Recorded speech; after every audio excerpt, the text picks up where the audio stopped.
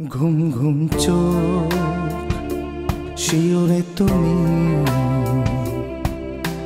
চোখের পাতা বোঝনি দেখেছি নির্ঘুম তোমায় যতবার চোখ মেলেছি আদরে মমতার চাদরে ছিলে আছো তুমি জানি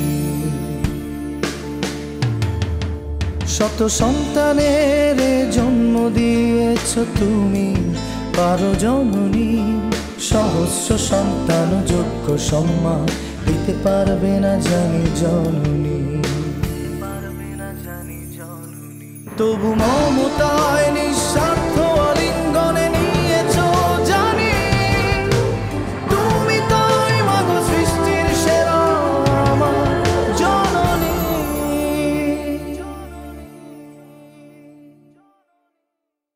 তুমি এত ভেঙে পড়লে চলবে বলো বাবা এখন তো শুধু আমার একটাই ভয় পাগলটা না কিছু করে বসে না না মা মা মা মা মা তুই বাড়িতে গিয়ে তোর স্বামীর বাড়িতে গিয়ে তুই সুখী হবি তো আর কি আশ্চর্য তুমি এখন ঢাকা আর চিটাগাংয়ে তোমরা একসঙ্গে কিভাবে নাচবে ভাইয়া উনি সবসময় আমার পাশেই আছেন আমি আমার মনের ভেতরে ওনাকে জাগিয়ে তুলে ওনার সাথেই নাচবো ভাই সাহেব বলুন বেস্ট ডান্সার বৌমা সবে তো ঘরে এসেছে এ তো সামান্য একটা নাচের কম্পিটিশন ভবিষ্যতের কথাও একটু ভাবুন বাড়িতে অ্যাডজাস্ট করা আন্টি ওসব কথা বাদ দিন এখন বলুন বেস্ট বউ কম্পিটিশনের প্রাইজটা কে পেতে যাচ্ছে তোমরাই বলো কোন বউয়ের প্রাইজ পাওয়া উচিত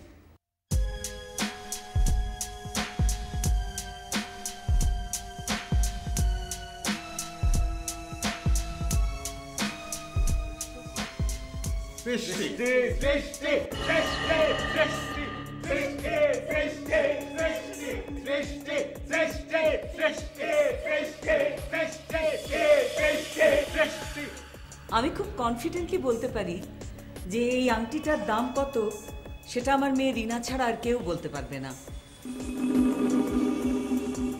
ওয়াও মা এটা তো ডায়মন্ড রিং এটা নিশ্চয়ই 1 লাখ টাকা কম হবে না রাইট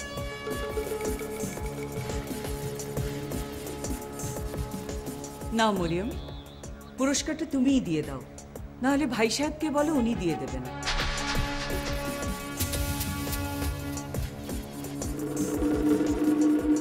জুবেদা তুমি তোমার মূল্যবান সময় নষ্ট করে আমাদেরকে সময় দিয়েছো অনেক ধন্যবাদ খুব ভালো লাগলো আমরা আমাদের বউদের জন্য গিফট কিন্তু সব কিনে রেখেছি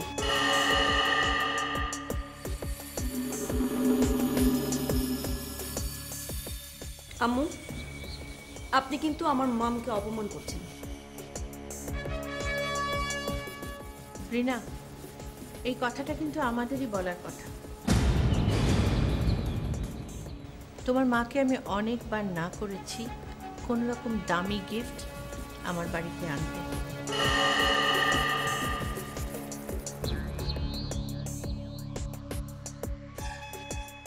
আই এম সরি মরিয়ম আমি আসলে একদম ভুলে গিয়েছিলাম মানে কি ভুলে গিয়েছিলে ভুলে গিয়েছিলাম যে বাড়িতে এখনো টাকা পয়সার টানাটানি চলছে এর মধ্যে আমার এরকম করাটা ঠিক হয়নি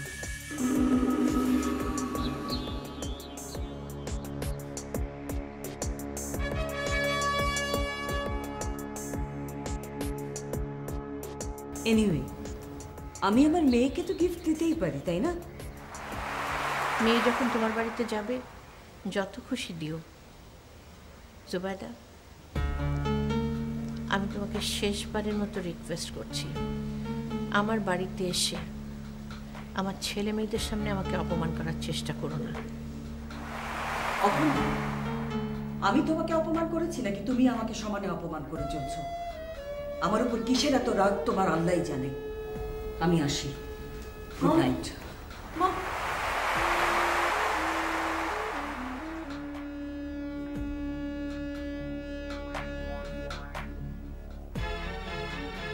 ওকে ওকে রিল্যাক্স এভরিবডি, চলো আমরা প্রাইজ ডিস্ট্রিবিউশন করি। ওকে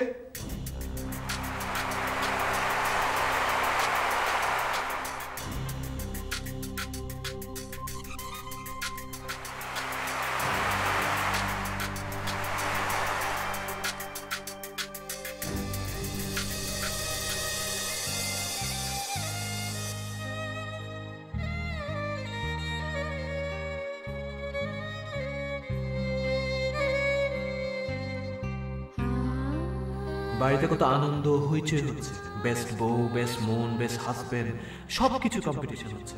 আর আমি তো বাতিল একটা ছেলে, বাতিল। কিন্তু কিন্তু আরশি যদি জেদ করে ওর বাবার কথা শুনে, তাহলে তো সর্বনাশ হয়ে যাবে। আম্মুর সঙ্গে না না না আম্মুর সঙ্গে কথা বলা যাবে না। তাহলে হ্যাঁ, ভাবি তো আছে, ভাবির সাথে শেয়ার করি।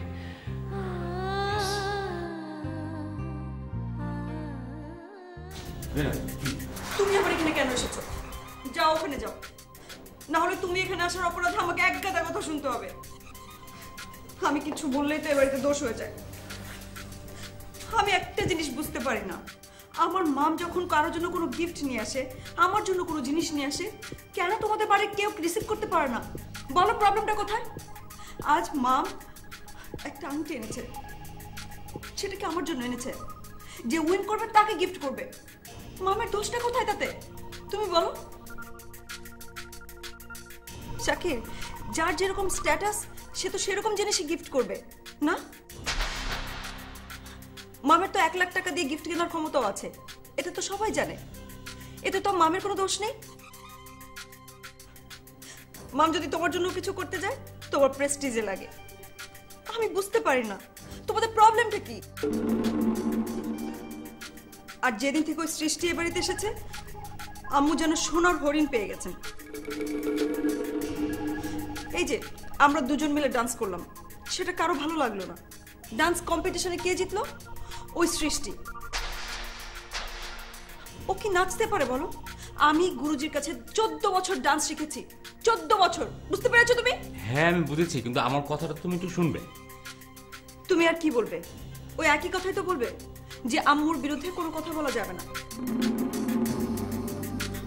আর নিশ্চয়ই এও বলবে যে আমার মামের অফারটা তুমি ফিরে দিয়ে এসেছো, তাই না? শাকির, শাকির আমি জানি তোমার জীবনে কোনো অ্যাম্বিশন নেই, জীবনে এগিয়ে যাওয়ার কোনো ইচ্ছেই তোমার নেই। আর জীবন দর্শন কি জানো? এক জীবনে মানুষ সবাইকে হ্যাপি করতে পারে না। এই যে তোমার কথাই ধরো, আজকে তুমি যদি তোমার আম্মুর পক্ষে কথা বলো, আমার মা খুশি হবেন। আমার মামের পক্ষে কথা বললে তোমার আম্মুও খুশি হবে। এবার না, আমি আমার ফিউচারটাকে খুব ভালো দেখতে পাচ্ছি। সেটা যেরকম অন্ধকারে ছিল তেমনই থেকে যাবে। একদিন বউ হয়ে এই 10 বাই 15 স্কোয়ার ফিটের রুমে ঢুকেছিলাম, লাশ হয়ে এই রুম থেকে আমাকে বেরোতে হবে। প্লিজ স্টপ ইট না। আচ্ছা আচ্ছা, আমার কথাটা আগে একটু শুনবে তো? আমি তোমার কোনো কথা শুনতে চাই না, আমি এক্ষুনি চলে যাব। দাও দাও দাও, মামার কাছে যাবে তো? আমি যাব। কেন? দেখো, প্রথম কারণ হচ্ছে মজা করতে করতে হঠাৎ সবকিছু এমনভাবে সিরিয়াস হয়ে গেল, সেই জন্য মাপ চাইতে। আর দ্বিতীয়ত হচ্ছে পেপারসগুলো দিতে হবে তাকে। মামের কাছে মাপ চাইবে তুমি? হ্যাঁ আমি। দেখো, আমার মনে হয় আজকে আম্মু অনেক বেশি বাড়াবাড়ি করে ফেলেছেন। এতটা তার করা উচিত হয়নি। ও তুমি হয়তো জানো না, আজ থেকে আমি আর তোমার মম বিজনেস পার্টনার। কি বললে? আচ্ছা, আমার কানে কোনো সমস্যা হয়নি তো? ঠিকঠাক শুনছি তো তোমার কথা নাকি? হ্যাঁ তুমি ঠিকই শুনেছ, বাট তোমার মাথাটা আমি ঠিক করে দেবো, কারণ একটু কিছু হলে পারি তোমার মাথাটা হঠাৎ করে গরম হয়ে যায়। আচ্ছা এবার শোনো, কাজে কথায় আসো। আমি কিন্তু একেবারে ফাইনাল ডিসিশন নিয়ে ফেলেছি। তোমার মমকে পার্টনার নিয়ে আমি বিজনেস স্টার্ট করবো। তোমার মাম পাবেন 10%, ওকে?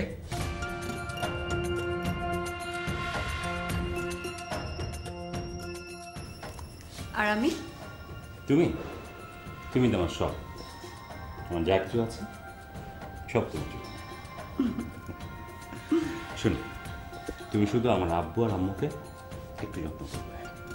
আর দেখো পায়েল, পায়েল হচ্ছে আমাদের সবার একমাত্র বোন, ওর দায়িত্ব তো এখন আমাদের, তাই না? খুব ভালো দেখে একটা ছেলের সঙ্গে ওকে বিয়ে দিতে হবে। আর হাজব্যান্ডকে প্রাণ ভরে আমাদের যৌতুক দিতে হবে, তাই না?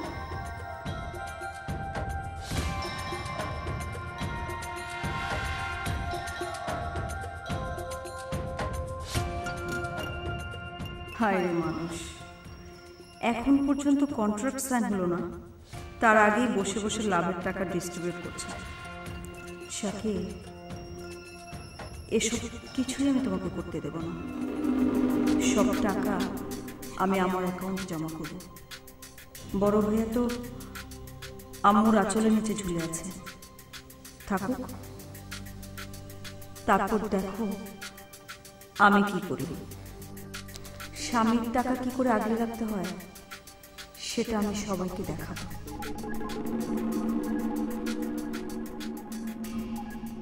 হ্যালো ভাবি। হ্যাঁ আচ্ছা, আগে আমাকে বলো তোমাদের মধ্যে বেস্ট বউ কে হলো?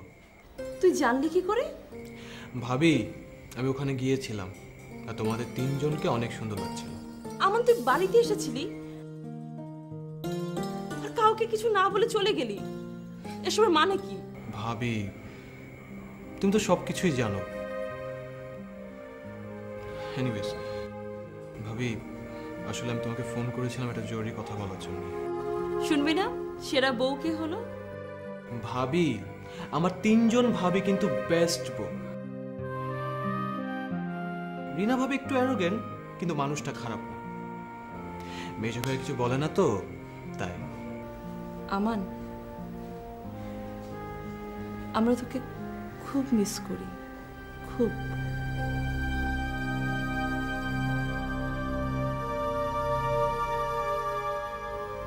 আচ্ছা বল, কি বলবি?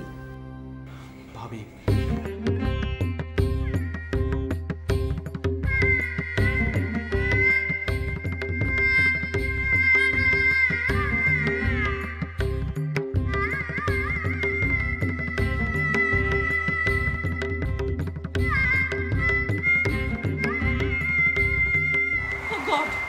এসব তুই কি বলছিস আমান? ভাবি ভাবি প্লিজ আম্মুকে একটু বলো না, যে করে হোক সর্বনাশটা থামাতে হবে, নাহলে আমি কিন্তু নিজে গিয়ে। না না, আম্মা যদি কিছু না করে তাহলে আমি যাবো আশিদের বাড়িতে। না না ভাবি তুমি না, ওকে যদি কেউ আটকাতে পারে সেটা হচ্ছে শুধু শুধু। আচ্ছা ঠিক আছে, তুই ফোনটা রাখ, আমি আম্মার সাথে এখনই কথা বলছি। আম্মার সঙ্গে কি নিয়ে কথা বলবে? আশির বাবা তো তার মেয়েটাকে পানিতে ভাসিয়ে দিচ্ছে। একটা বয়স্ক 3 বাচ্চার বাবার সাথে তার বিয়ে ঠিক করেছে, সেই লোক তো আশির বাবার বয়সী। রেশমা, এই বিষয়গুলো একেবারেই ওদের নিজেদের, এর মধ্যে আমাদের না যাওয়াই ভালো। কিন্তু প্লিজ প্লিজ একবার একটু আমাদের চোখ দিয়ে দেখার চেষ্টা করো। এত কিছু হয়ে গেছে, তারপর আমান কিন্তু আশিকে ভালোবাসে। এই বিষয়গুলো তোমরা কখনো আম্মার চোখে দেখার চেষ্টা করেছো? আমানের জন্য আম্মাকে অনেক অপমান সহ্য করতে হয়েছে, অথচ আম্মা আমাকে সবচেয়ে বেশি ভালোবাসতেন, সবচেয়ে বেশি আদর করতেন।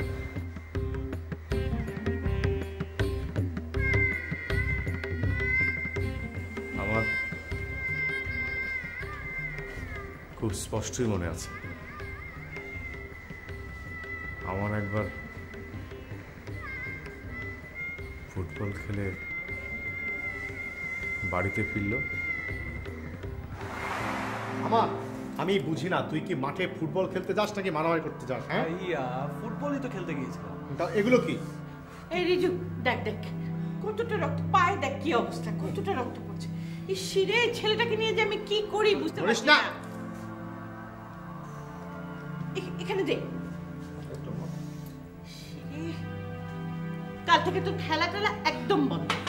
আম্মু I love you, you are the best. Love কর আর হেট কর, কাল থেকে তোর খেলা বন্ধ। আর যদি খেলতে চাস আমার মাথায় হাত রেখে প্রমিস কর কোনো ধরনের পাগলামি তুই করবি না। আচ্ছা ঠিক আছে, আমি কোনো রকমের পাগলামি করব না। প্রমিস? প্রমিস। আর এটাকে আমি ইচ্ছে করে করেছি বলো? শোনা শোনা, কেন বুঝিস না তুই? হ্যাঁ, তুই কষ্ট পেলে, তুই ব্যথা পেলে আমার অনেক কষ্ট হয় শোনা। শোনা আমার এরকম করে না।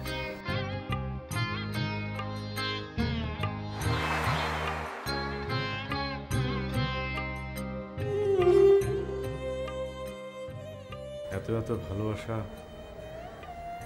কি করে ঘৃণা হয়ে গেল আমি বুঝি না। এনিওয়ে, এরপরও আমি বলবো ওদের সঙ্গে আমাদের রিলেশনের যে অবস্থা, তাতে যতটা দূরে থাকা যায় ততটাই ভালো।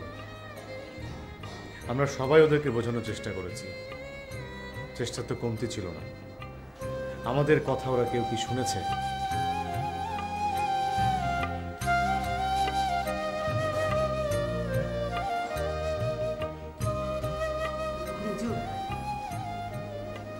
গরিব মানুষের আত্মসম্মান ছাড়া আর কিছুই থাকে না।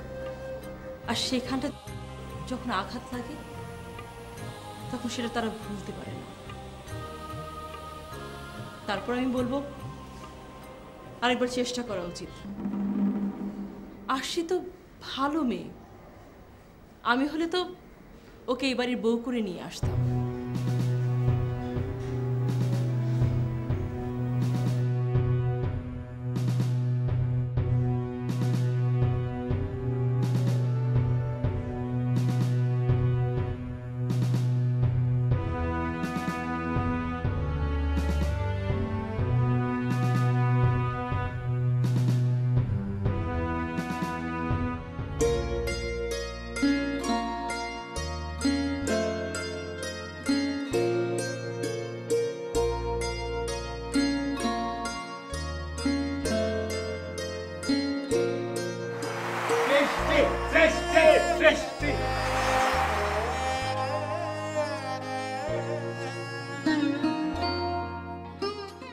আম্মা আমাকে খুব ভালোবাসেন, খুব।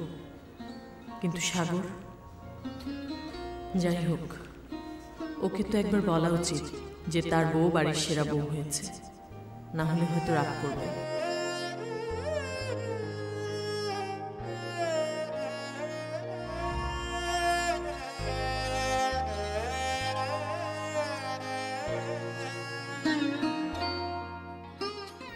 হ্যালো,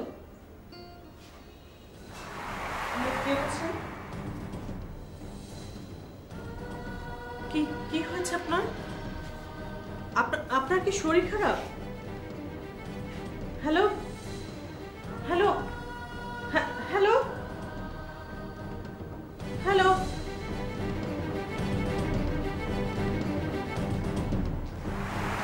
সৃষ্টি কি হয়েছে? আমার মনে হলো ওনার শরীরটা খারাপ। কে? সাগর?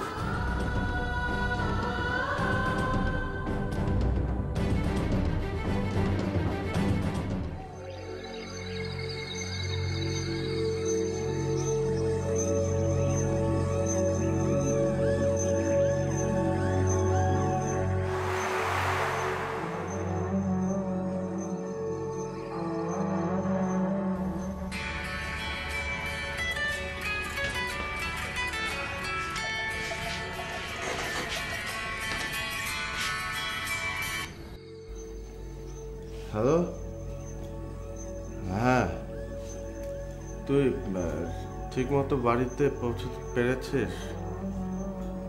ওকে ওকে, গুড নাইট।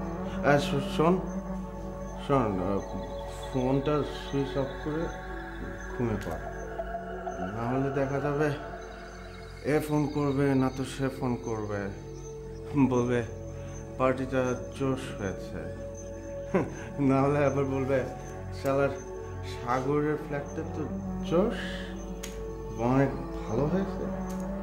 আর এগুলো বলতে বলতে দেখা যাবে তো সারা রাত কেটে যাবে, ঘুমোতে আর পারবে না। সো ফোনের সুইচটা অফ করে দিয়ে ঘুমিয়ে পড়। Okay okay, good night, go to the bed, bye bye. হ্যাঁ, আমিও ফোন বন্ধ করে শুরু করছি।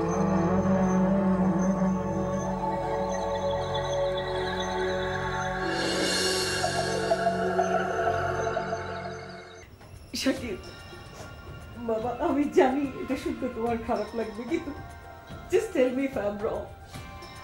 আমার মেয়ে যে বাড়ির বউ, সে বাড়ির সবাইকে আমি সুখী দেখতে চাই। আপন মনে করে এসব গিফট দে। আল্লাহ, আমি কি পাপ করে ফেলেছি। আশ্চর্য, কি বলছো তুমি? সাগর দূরে আছে তাই ও ড্রিঙ্ক করবে আর আমরা কিছুই বলতে পারবো না? আম্মা যদি এই কথা একবার শুনে না, সে মারা যাবে। এই বাড়িতে তুমি শুধু আছো খেটে মরার জন্য। তুমি তো এখন বুঝতে পারছো না, দেখবে একদিন তোমাকে দিয়ে এ বাড়িতে সব কাজ করানো হবে, কাপড় ধোয়া থেকে শুরু করে কিচেনের কাজ পর্যন্ত।